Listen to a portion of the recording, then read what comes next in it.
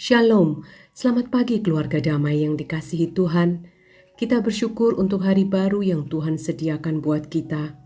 Mari arahkan hati dan pikiran kita untuk sejenak meneduhkan diri dan menerima sapaan firman Tuhan. Sebelumnya, mari kita berdoa.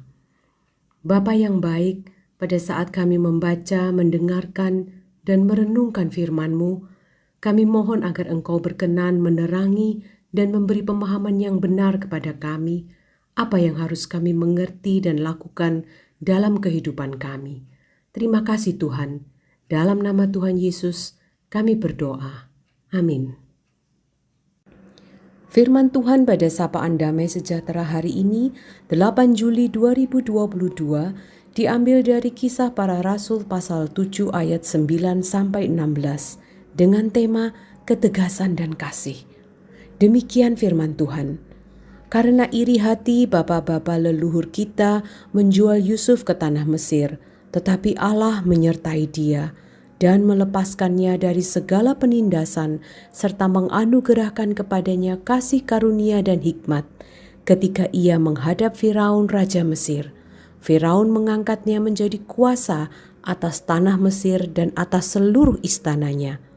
Maka datanglah bahaya kelaparan menimpa seluruh tanah Mesir dan tanah Kanaan serta penderitaan yang besar sehingga nenek moyang kita tidak mendapat makanan. Tetapi ketika Yakub mendengar bahwa di tanah Mesir ada gandum, ia menyuruh nenek moyang kita ke sana. Itulah kunjungan mereka yang pertama. Pada kunjungan mereka yang kedua, Yusuf memperkenalkan dirinya kepada saudara-saudaranya, lalu ketahuanlah asal-usul Yusuf kepada Firaun. Kemudian Yusuf menyuruh menjemput Yakub ayahnya dan semua sanak saudaranya, 75 jiwa banyaknya. Lalu pergilah Yakub ke tanah Mesir. Di situ ia meninggal, ia dan nenek moyang kita. Mayat mereka dipindahkan ke Sikem dan diletakkan di dalam kuburan yang telah dibeli Abraham dengan sejumlah uang perak dari anak-anak Hemor di Sikem. Sobat Samas yang dikasihi Tuhan, hari ini dalam bacaan kita adalah sepenggal dari keseluruhan pembelaan dan khotbah panjang Stefanus di depan Mahkamah Agama. Stefanus didakwa menghina tempat kudus dan hukum Taurat. Ada baiknya bagi kita untuk mulai membaca ayatnya yang pertama sampai ayat ke-60 supaya kita mempunyai gambaran yang lebih lengkap. Stefanus adalah seorang diaken pada gereja mula-mula, seorang yang memiliki kualitas kerohanian yang baik dan sangat dihormati di kalangan gereja di Yerusalem. Dia adalah martir pertama yang mati membela iman Kristen. Dalam bacaan hari ini, ada dua hal yang bisa kita lihat dan pelajari. Yang pertama, Stefanus melakukan pembelaannya dengan mengisahkan awal bangsa Israel terbentuk, mulai dari Abraham, lalu ke Yusuf, Musa, dan Daud. Tujuannya adalah untuk membuka mata dan menyadarkan para imam kepala bahwa kehadiran Allah yang Maha Tinggi tidak dibatasi oleh waktu. Dia adalah Allah yang terus memanggil, membimbing, dan memimpin umatnya. Dan jika demikian, apakah hidup mereka sudah sesuai dengan firman Tuhan?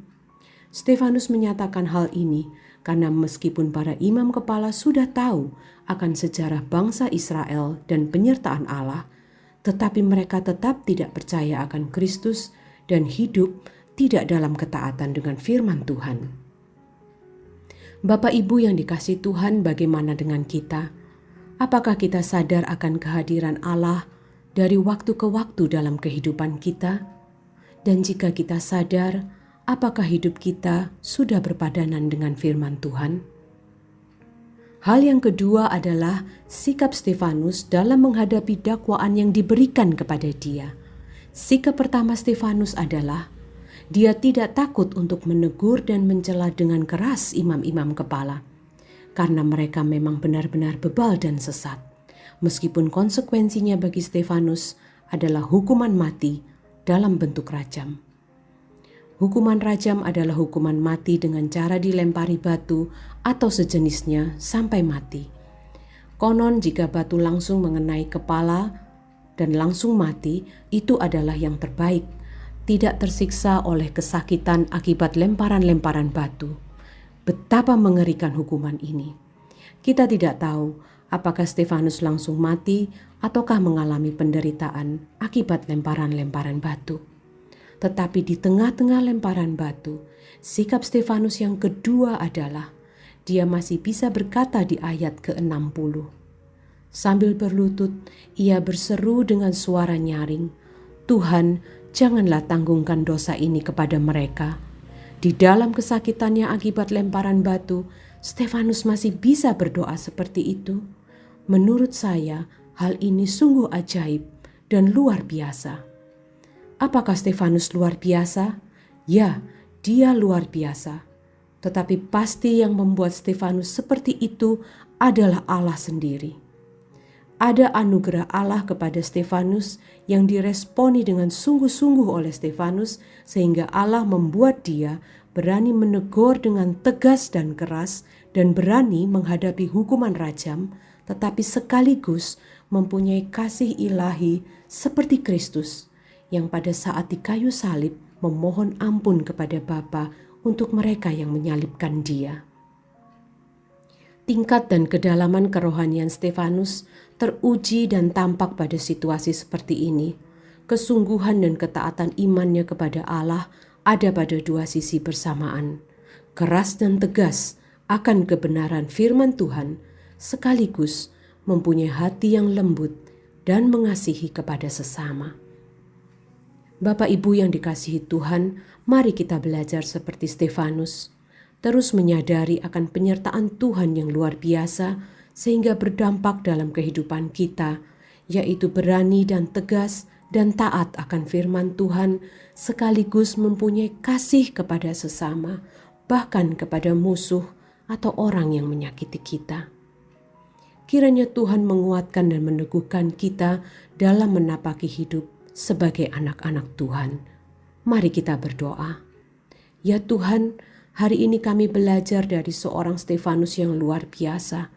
Tolong kami menjadi seperti Stefanus yang terus memandang Engkau dalam hidupnya, sehingga kualitas kerohanian kami bukan hanya di permukaan yang dilihat orang saja, tetapi sungguh mendalam dan mengalami Engkau tiap-tiap hari dalam kehidupan kami.